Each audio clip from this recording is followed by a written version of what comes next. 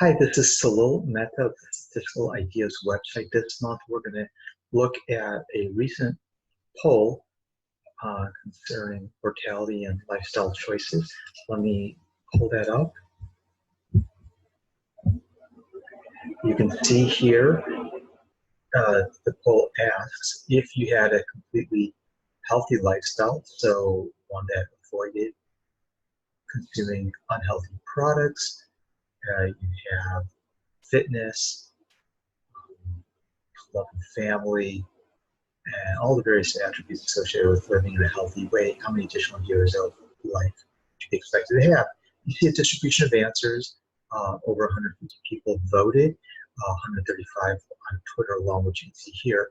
And it's fairly evenly distributed, a little bit higher at 7 years with 30% of the vote. So a couple considerations for this type of problem. The first is there's two types of variation in one's life expectancy. The first, whether you think of it in actuarial terms or statistical terms, it would be referred to as the variation of expectation, or the mean squared, the root of the mean square regression.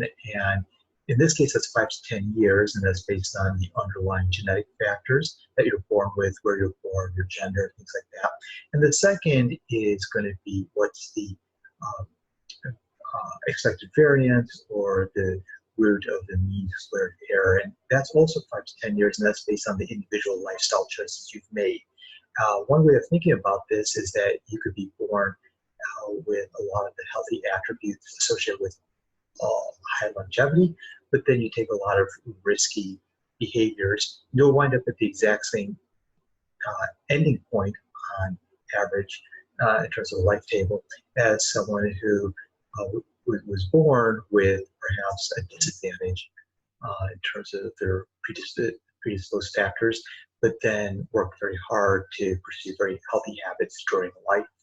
And so your ultimate benchmark shouldn't be the least healthy person you know, but rather knowing that most people, regardless of how much they try to balance enjoying life and pursuing some of the types of behaviors that are considered risky or unhealthy versus taking care of their bodies to some degree, most people can still do more to live the most fitting life possible, the healthiest life possible, and that's regardless of whether anyone's noticing or not.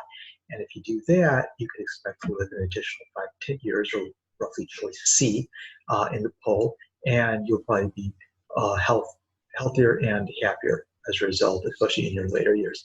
Thank you, and I'll see you next time at Soul Statistics.